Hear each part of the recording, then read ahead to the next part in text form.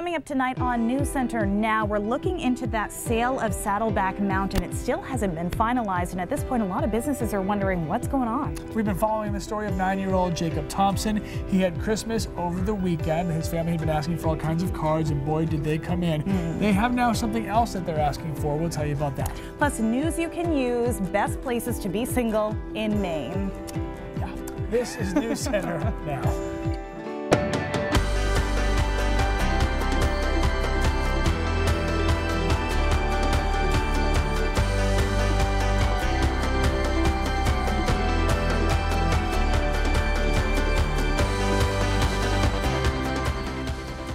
Good evening, everyone. Thanks for joining us. I'm Amanda Hill. And I'm Lee Goldberg. Snow falling, which means ski enthusiasts are itching to hit the slopes, and they've seen some snow. So they're a little excited.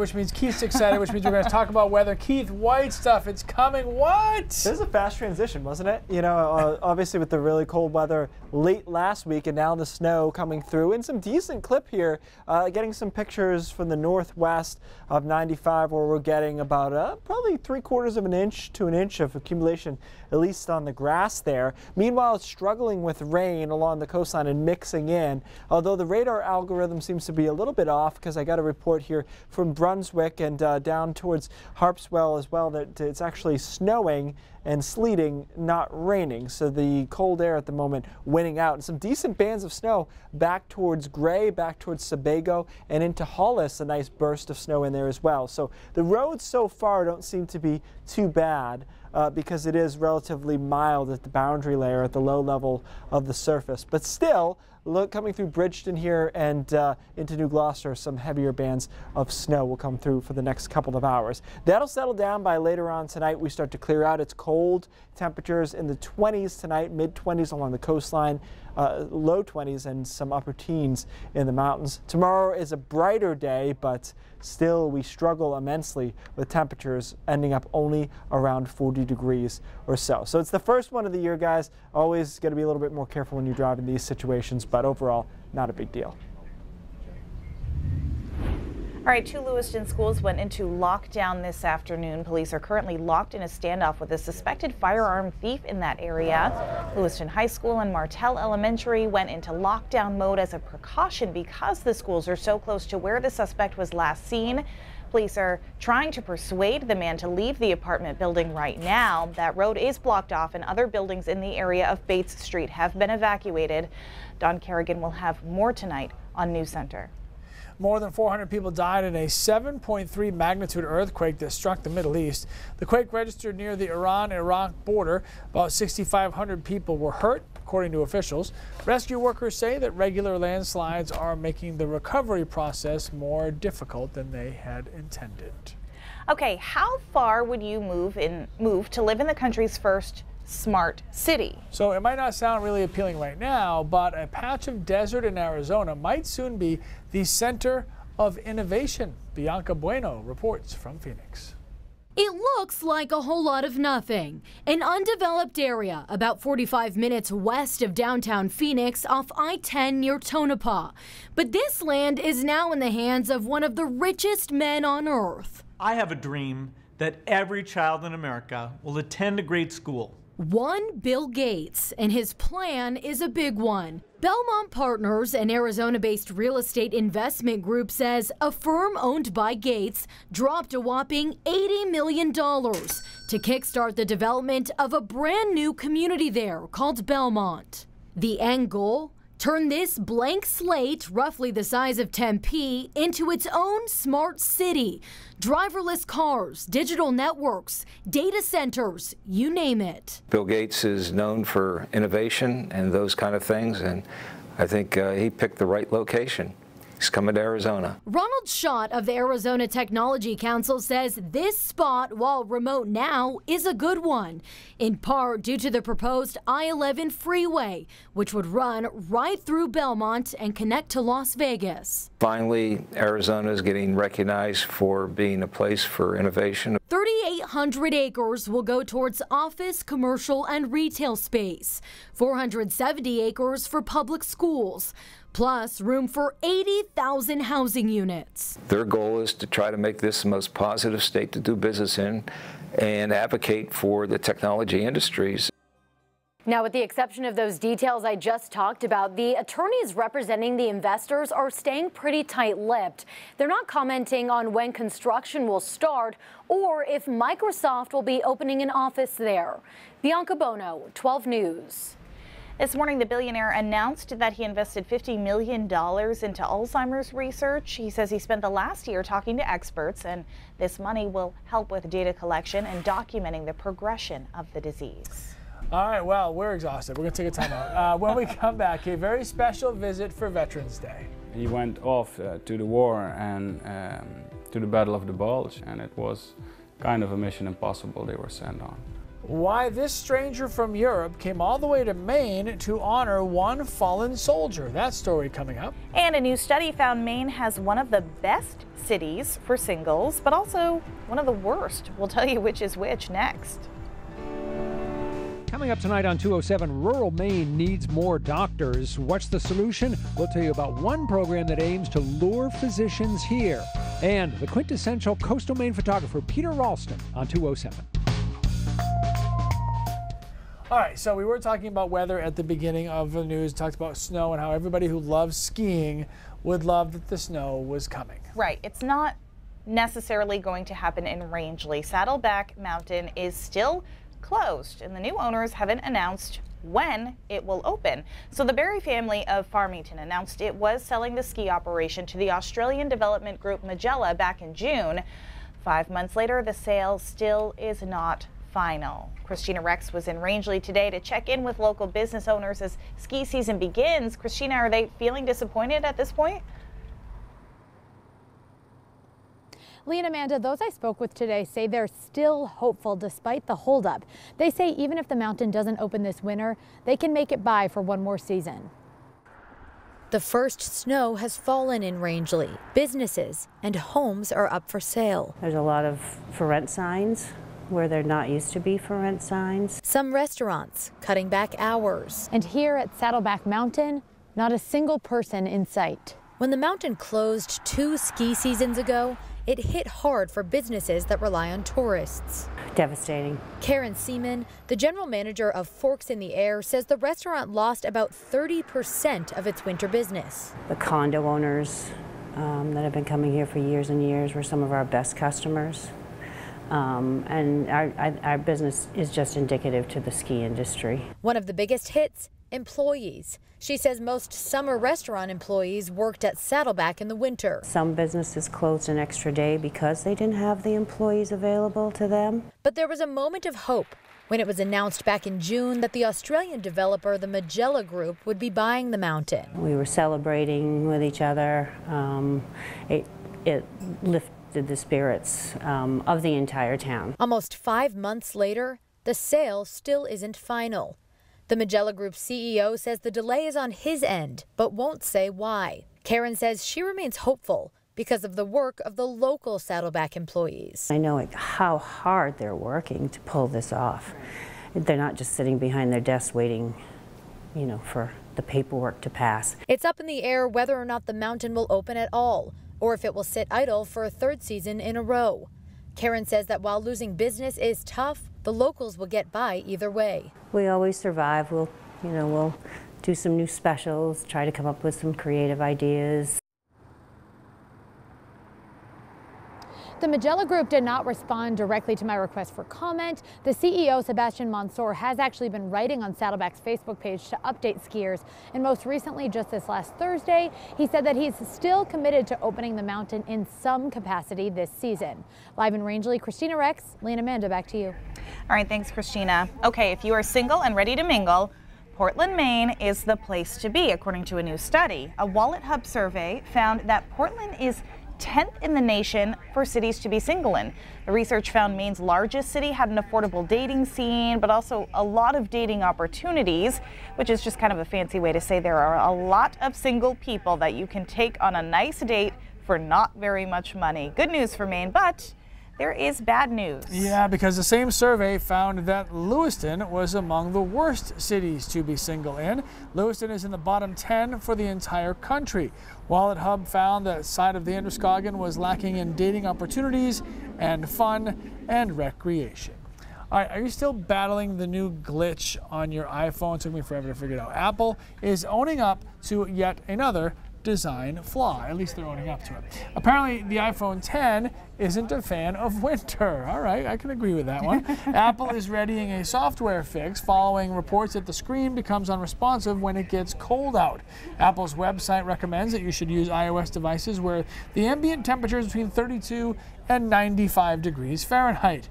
That very cold conditions could shorten the battery life and cause your device to just go ahead and turn off.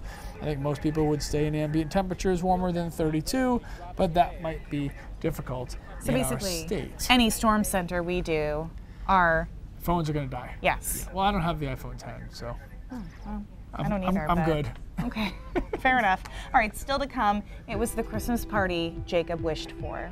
I want to thank everybody for the generosity and all the support and love and prayers and all of that we've gotten.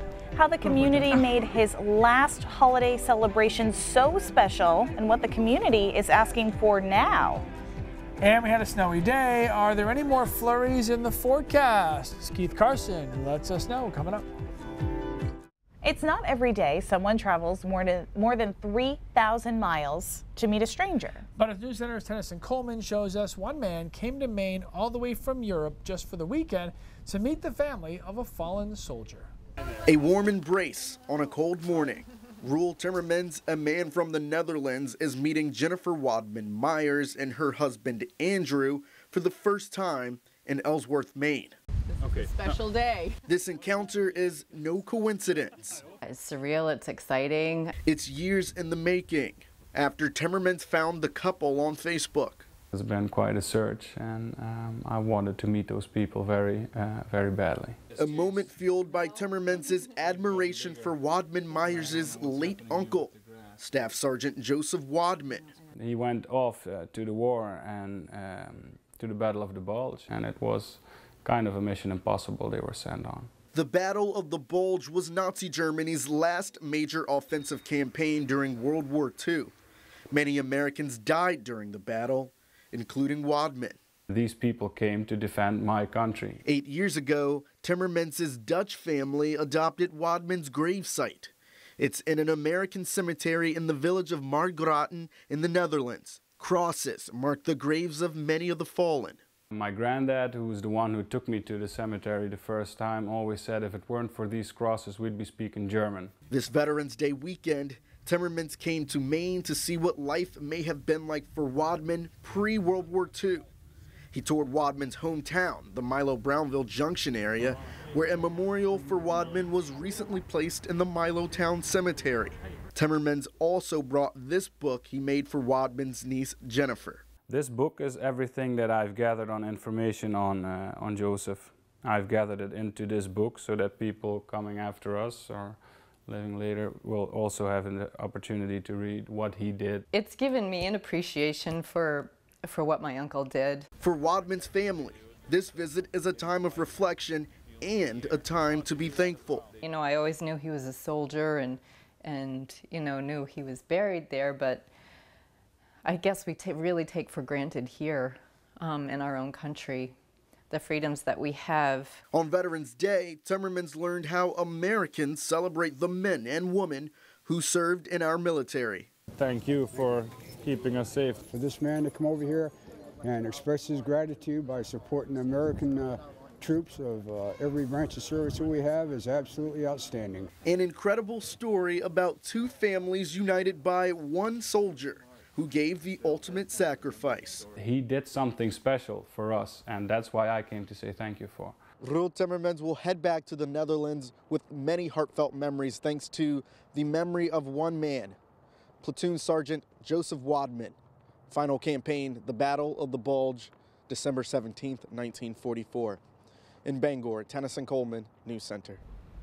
According to a letter from a fellow soldier, Wadman had been named a platoon sergeant just before his death. really cool that somebody would come and do that. Yeah, from all that ways away, just to kind of put a bow on it and finish up that historical piece here. It's pretty cool. Yes.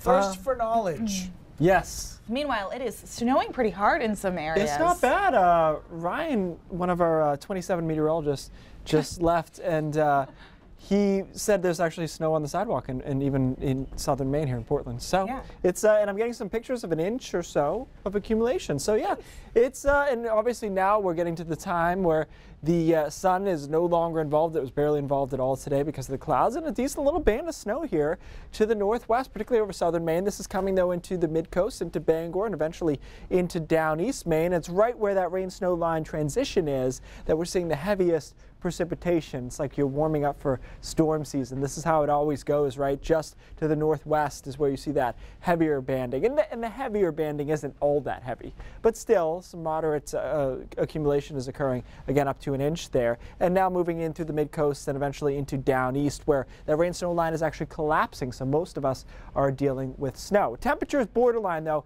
It can snow as much as it wants at 37 or 38 degrees, and you're not really going to get any accumulation. You need to drop those boundary layer temperatures, which we're finally doing in Portland at 33 and 33 in Sanford, and 30 in Lewiston is certainly cold enough for us to see that accumulation. It's largely on the grass, but we are seeing a little bit now on some of the roadways, so just be aware of that. This is kind of the first time this season for many of us. It's a little low pressure system. There's not much to it. We're just catching the northwest edge of it. That moves out tonight. High pressure builds in tomorrow. Not a necessarily beautiful day tomorrow. We'll call it partly cloudy. This ridge a little bit dirty, has some clouds on the eastern side of it. High pressure takes over more so on Wednesday with more sunshine there. Our next storm system moves in on Thursday, and it's likely to be a mix again, this time though largely across the foothills and mountains, and more rain along the immediate coastline. So hour by hour forecast shows you the last of this precip moving out by midnight tonight. Temperatures drop into the 20s this evening,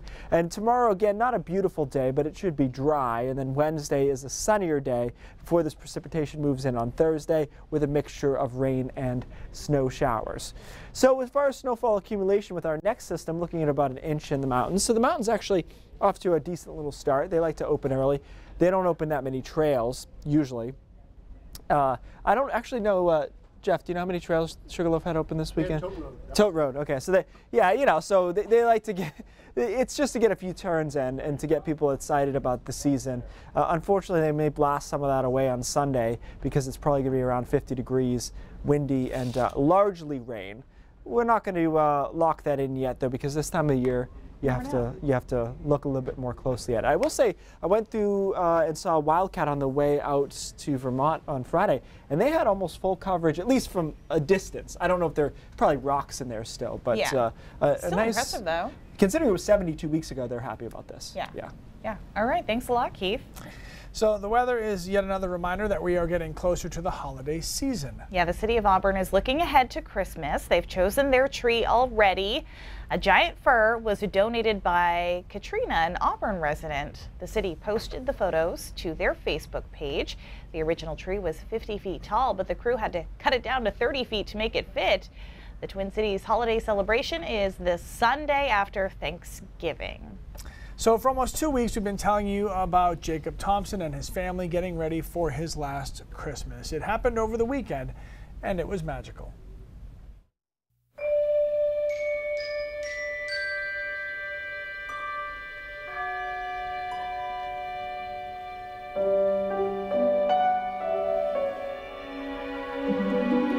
Yes, we've been overwhelmed with all the cards and the gifts and all of that stuff that we've gotten. I just love it. Just to see his smile and see him light up and brighten up the room, just by opening a card, it's been awesome. Awesome is an understatement. Since Jacob's story was first told, tens of thousands of cards have come in from literally all over the world. Presents are filling up storage units. Jacob's wish for a Merry Christmas was granted, and then some. Now, the family has a new ask. Since Jacob had the Christmas he dreamed of, it's time to pay it forward. And if you feel inclined to send more things to Jacob, the family asks that you send those things to members of the military instead. And as appreciative as the family is of all the tributes and gestures and opportunities that have been presented to Jacob, they feel it's time to be singularly focused. We would like to ask if we could spend some time with Jacob and keep it calm and focused on Jacob, and just let us enjoy the rest of the time that we have with him. And the family will be posting updates and photos on its Facebook page, Jacob Thompson's Journey, so be sure to check that out. And they have said that they wanted to donate some of those toys to Barbara Bush, too. Yeah, most of those toys have all been shared with all the kids that are up there. So there are a lot of them. Yep. So lots to go around. Really great. Today is World Kindness Day. People from all over the world were inspired to go above and beyond for their neighbors. Maybe you should be nice to me, Amanda. Such as students at Freiburg Academy who served hot chocolate this morning. These kids are members of the Caring Acts of Kindness Every Day, or CAKE Club. So fair to say, today is the club's biggest holiday. If you know somebody who showed amazing kindness today, please tell us about it right now on our Facebook live stream, because we love to hear about that. All right. Do you know someone who does not eat gluten? Coming up on Brain Drops, Keith explains gluten may not be the villain everyone thinks it is. A certain carbohydrate may be to blame. That's next. But first, Cindy Williams is here with what's coming up at 5:30. Hey, Cindy. Hi, guys. Yeah, we got a lot of news coming up at 5:30. A sheriff's deputy is accused of several counts of sexual abuse. Today in court, the officer said that these charges are all false. He didn't do it. Hear his defense coming up in the next half hour. And stress at school or peer pressure could be contributing to your teens' anxiety. We really do have a whole generation of kids who are just living in angst. We're going to talk with a professor about the warning signs, what to look for in your teenager, and also some resources out there to help. Those stories and much more coming up at 5:30. Back to you. Okay, this is a great sign from one of our affiliates. This is KUSA, I think. Now with gluten-free beds, you know, this has become a funny thing outside of people who actually have celiac. Right. But there's some new research out that takes it takes people with celiac out of the equation. You can be tested for that. It's an autoimmune disorder. But what they actually found is that people who reported themselves as gluten intolerant, it's actually not the gluten that's bothering them. It's a strain of sugars that's called fructans. And fructans basically are in things that include gluten sometimes, but sometimes they're in onions as well, and avocados, things that are not gluten. So the way they did this is they gave people 3 bars, and they didn't tell them what they gave them. One had gluten, one didn't have gluten, one had fructans. When they went back and reported, no one reported any problems with the gluten. They all reported problems with the fructans. So there's some crossover here, like wheat. Some wheat does have fructans in it, but there's also things you wouldn't think of. If you're eating gluten-free, you could still have problems. So this is good research. Google it. There's more to it than this. Good. But, all right. News Center 5:30 starts right now.